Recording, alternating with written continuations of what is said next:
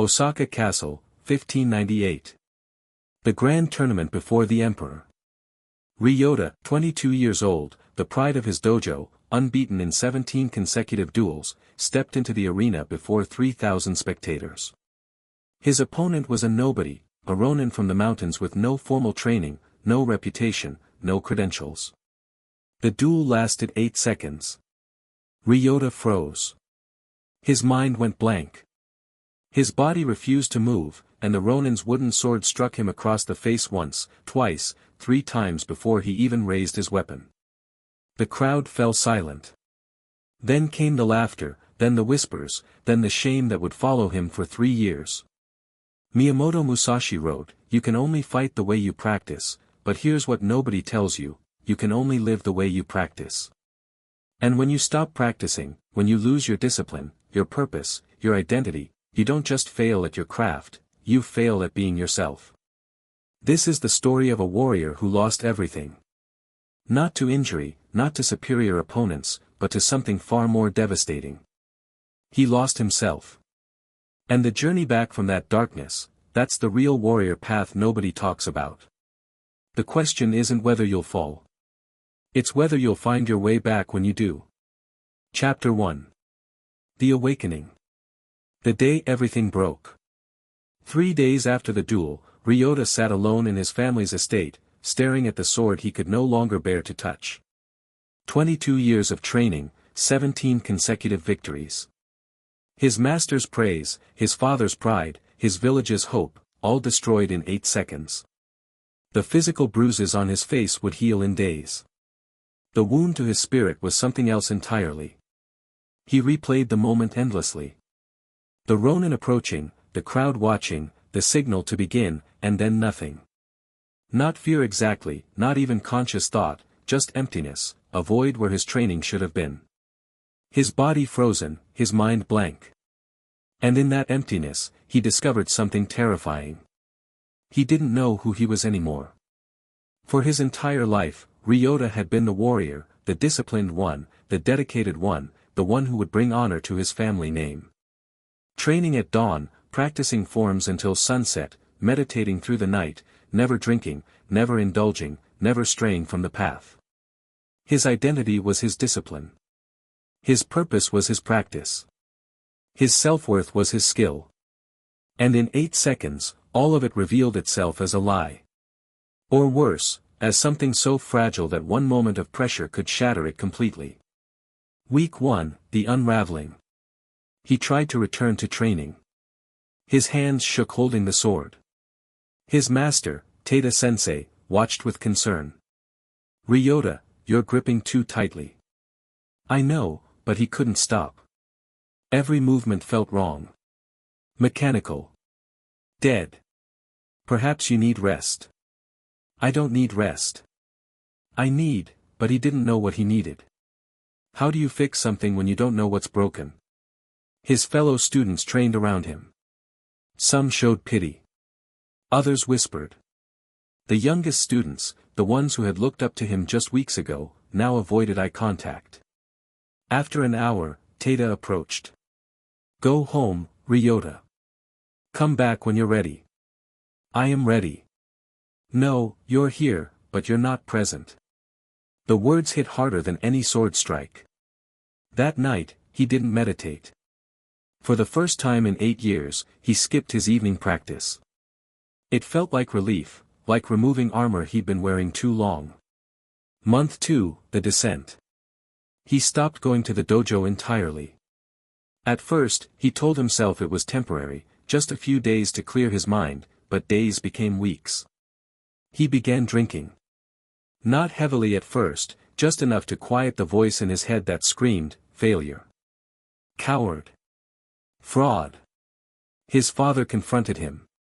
"You shame our family." "I already did that." "What's a little more?" "You dishonor your training." "My training betrayed me." The words erupted before Ryota could stop them. "I trained my entire life, and when it mattered, I froze. My discipline meant nothing. My practice was worthless. I was living a lie." His father slapped him. "Then rebuild. I can't. You mean you won't? I mean I don't know who I am anymore. The warrior I thought I was never existed. So who am I supposed to rebuild? His father left without answering because he didn't have an answer. Month 4. The darkness. Ryota descended fully. He spent his days sleeping, his nights drinking. His family's money, earned through generations of honorable service, wasted on sake and gambling. The disciplined warrior who once woke before dawn now couldn't rise before noon. The one who ate simple meals now gorged on excess. The one who lived by Bushido now spat on every principle he'd once held sacred. And the worst part, he felt nothing. No guilt, no shame, just emptiness. One night, drunk and stumbling through Osaka's streets, he encountered a group of samurai from his old dojo. Ryota? One of them, Kenji, a former training partner, looked shocked. Is that you? Ryota was unshaven, unwashed, unrecognizable. What happened to you? I found out who I really am, his words slurred. Not the warrior everyone thought. Just nothing. Kenji's expression shifted from shock to pity. That pity hurt worse than any insult could have. Come back to the dojo. Master Tada can't fix me. Nobody can. Because there's nothing left to fix. He stumbled away into the darkness, leaving Kenji watching in silence. Month 6, Rock Bottom. A monk found him collapsed in an alley, barely conscious, having not eaten in 3 days. The monk, old, eyes sharp despite his age, looked down at Ryota without judgment. You're dying. Good. Not of hunger, of absence. You've removed yourself from existence while still breathing. You don't understand. I understand perfectly. You lost a duel. And because you couldn't face that loss, you decided to lose everything else as well. The words should have angered Ryota. Instead, they pierced through his numbness like a blade through silk. Who are you? Someone who walked the same path you're walking. Except I reached the end. And what's at the end? Death or rebirth? Your choice. But you must choose soon. The path you're on only goes one direction. The monk stood. If you want to find the other path, the one that leads back, come to Koyasan Temple. 3rd bell after dawn. Why would I come? Because despite everything, some part of you still wants to live. Not just breathe, live. That part will bring you. The monk left. Ryota lay in the alley 3 more hours, staring at the sky, feeling nothing. Then slowly, something stirred. Not hope, not determination, just curiosity. What if there is a way back? Chapter 2. The Principle of CI, Rebirth Through Death. Koyasan Temple. 3 days later, Ryota arrived unwashed, hungover, half convinced this was pointless. The monk who introduced himself simply as Bodhidharma gestured to a mat. Sit. For an hour, they sat in silence. Ryota's mind screamed. His body itched. Every moment felt unbearable. Finally, why am I here? Because you've lost yourself. And you think that's the problem? It is the problem. No, Bodhidharma's voice was firm.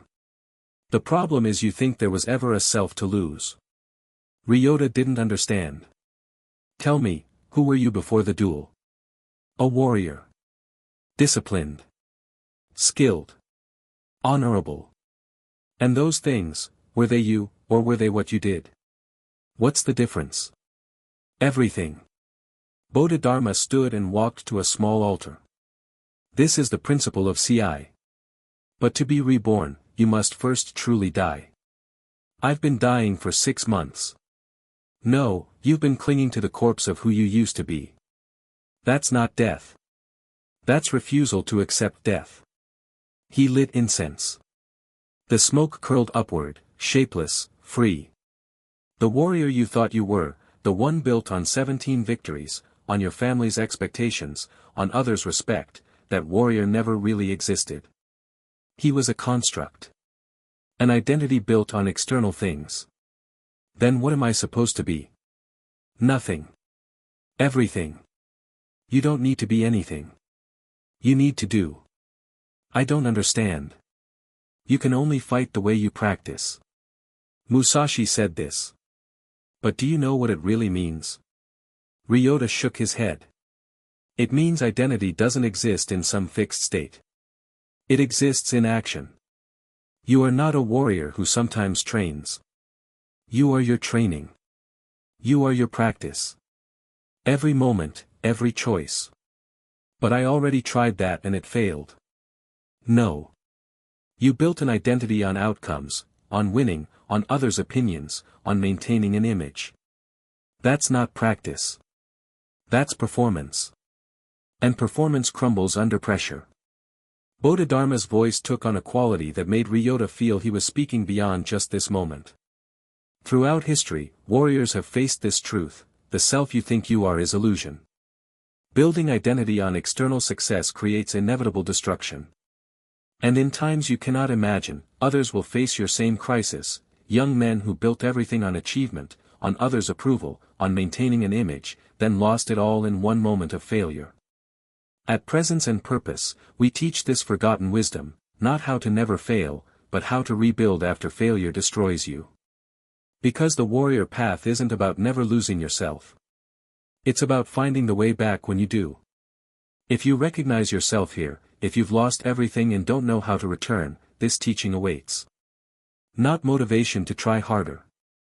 Understanding of why you fell and how to rise differently. Ryota felt something shift. Not understanding yet, but recognition. So, how do I rebuild? You don't rebuild who you were. You build from nothing. True rebirth. That sounds impossible. Good. Then you're beginning to understand. Tomorrow we start. Chapter 3. The Test. Starting from zero. Day 1. Today you will practice your first sword form. I've practiced forms 10,000 times. No. Today you practice for the first time. Everything before, forget it. It's dead. You're starting as if you've never held a sword. This felt insulting, degrading, but Ryota had nothing left to lose. Bodhidharma handed him a wooden practice sword.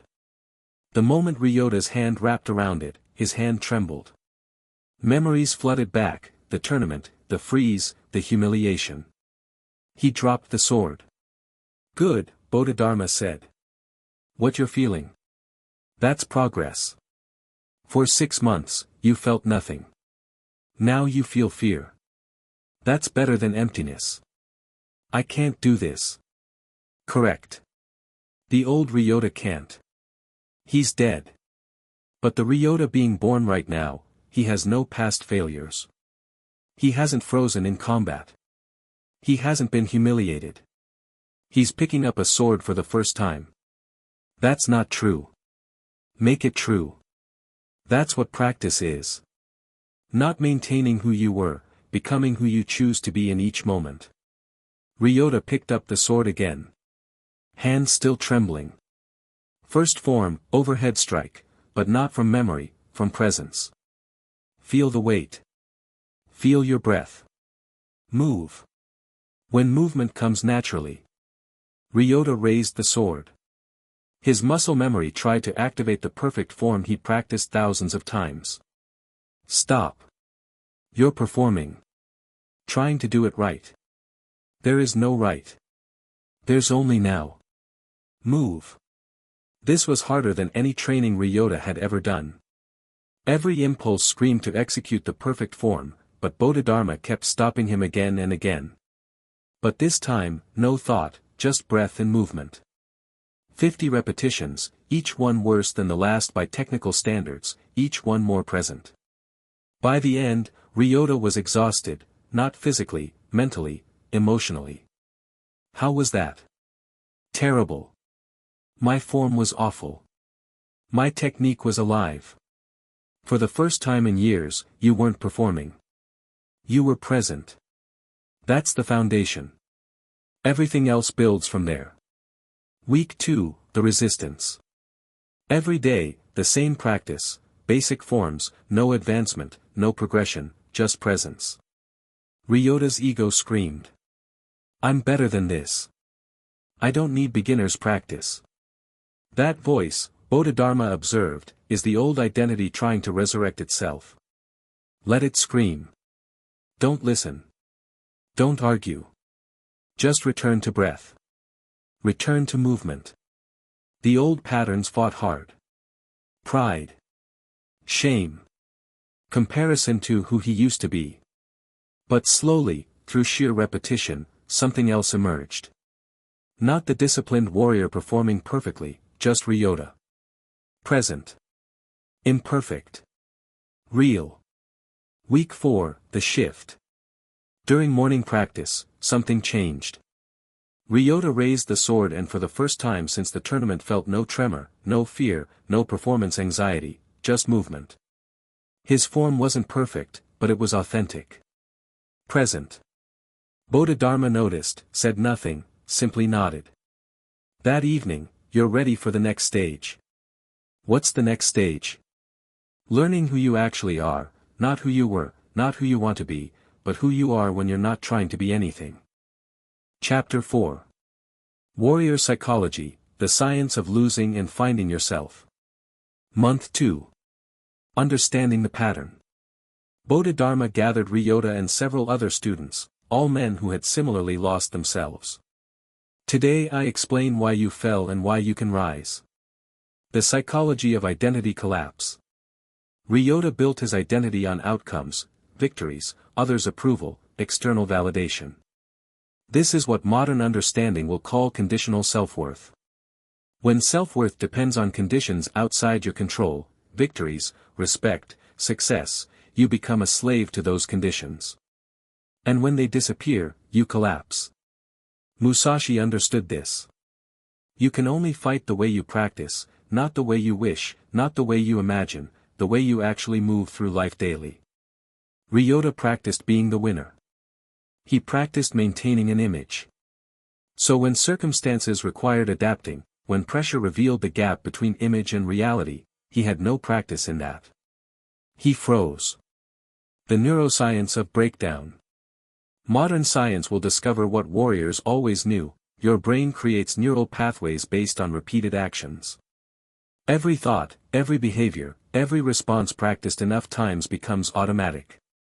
Ryota practiced 17 victories. So his brain wired for winning. When losing occurred, his brain had no pathways for that experience. System crashed. Identity shattered. But here's what else they'll discover: neuroplasticity. Your brain can rewire itself always, at any age, through any trauma. The Ryota who existed before the tournament, those neural pathways are weakening daily through disuse. The new Ryota forming through present practice, new pathways strengthen daily.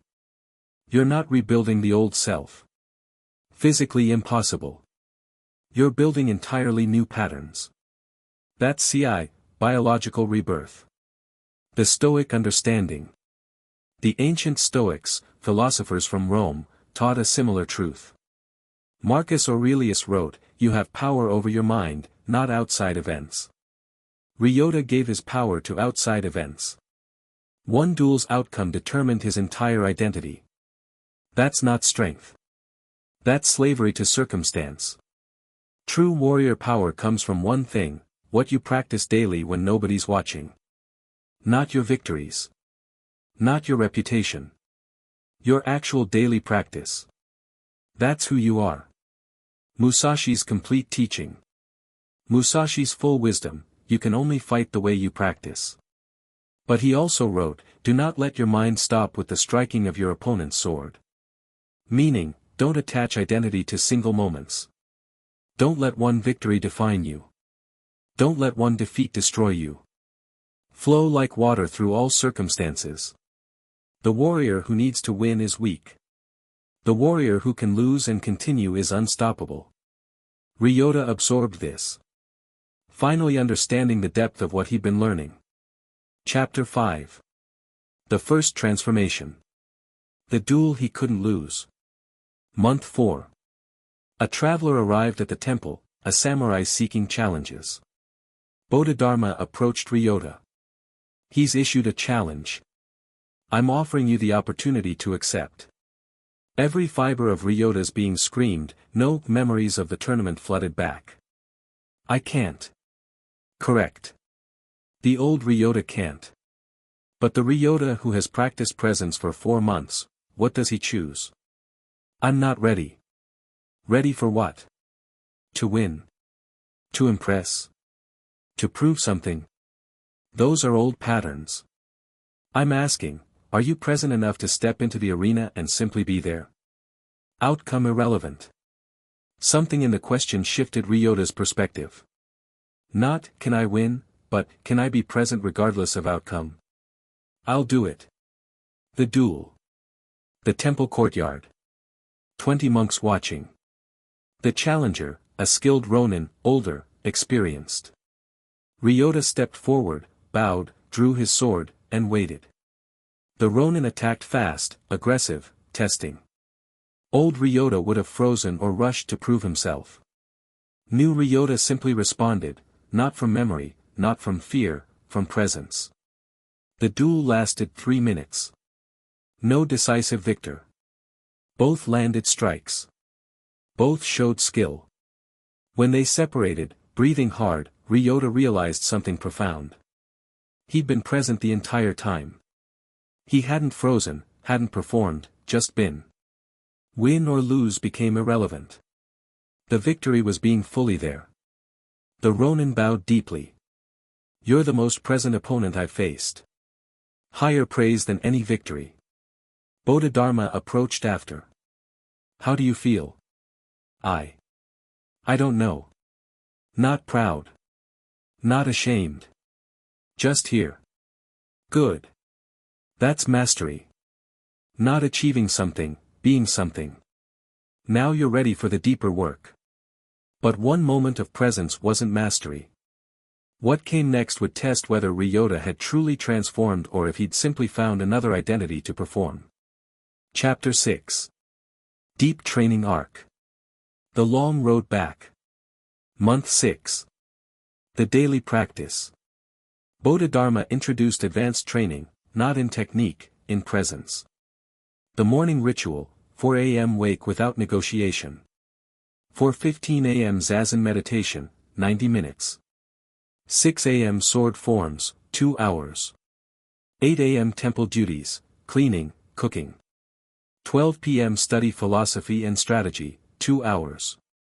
2 p.m. physical conditioning. 4 p.m. free practice. 6 p.m. evening meditation. 8 p.m. reflection. Sleep. Every day. No exceptions. No negotiations. No motivation required. Only commitment. This is how you rebuild identity, Bodhidharma taught. Not through dramatic change, through consistent present action. The shadow work. But discipline alone wasn't enough. You must face what you're hiding from. Bodhidharma said during evening teaching, I'm not hiding. You're hiding from shame, from the tournament. You've trained presence, but you haven't faced the wound that caused your collapse. He made Ryota describe the tournament in detail. Every moment, every sensation, every emotion. At first, Ryota resisted. Then the words came, halting, painful, real. The freeze. The laughter. The disgrace. The shatter of his identity. Tears came, not of weakness, of release. Good. The wound isn't weakness. The refusal to acknowledge it creates weakness. Now it's out. Now it can heal. The meditation insight. During deep meditation, month 8, Ryota experienced something profound. His mind quieted completely. In that silence, awareness arose. This journey, this path from loss to rebuilding, warriors across all time walk this. The descent into darkness. The struggle back to light. The discovery that the self you lost was never real to begin with. At Presence and Purpose, we honor this truth, that losing yourself isn't the end. It's the beginning of finding who you actually are beneath the performance. This teaching continues for those who've fallen, who've failed, who've lost everything and don't know how to rebuild. Not with motivation, with method. Daily practice. Present action. If you're in that darkness now, if you've lost yourself and can't find the way back, join us every week. The practices that rebuilt Ryota rebuild anyone willing to commit. Because the way back exists, but only for those who stop trying to return to who they were and instead build from presence who they are now. The thought passed, but its truth remained embedded. Year 2. The identity that can't break. By year 2, Ryota's transformation was complete, but different than expected. He wasn't the warrior he was before the tournament. He was more real, less polished, more present, less perfect. His technique improved, but that wasn't the point. His presence deepened. That was everything. Other students watched his practice, no longer impressed by perfection, but by authenticity. "How did you do it?" one asked. "How did you come back?" "I didn't come back. That person is dead. I built forward." Chapter 7. The Final Confrontation. Facing the Past. Year 3. Return to Osaka. Bodhidharma announced, "You're ready." For what? To face what you fled. The tournament. The arena. The moment that broke you. Fear rose immediately. "I don't need to." Yes, you do. Not to prove anything. To complete the circle, to face the place of your death and show yourself you've been reborn. Reluctantly, Ryota agreed. They traveled to Osaka, the castle where the annual tournament was held.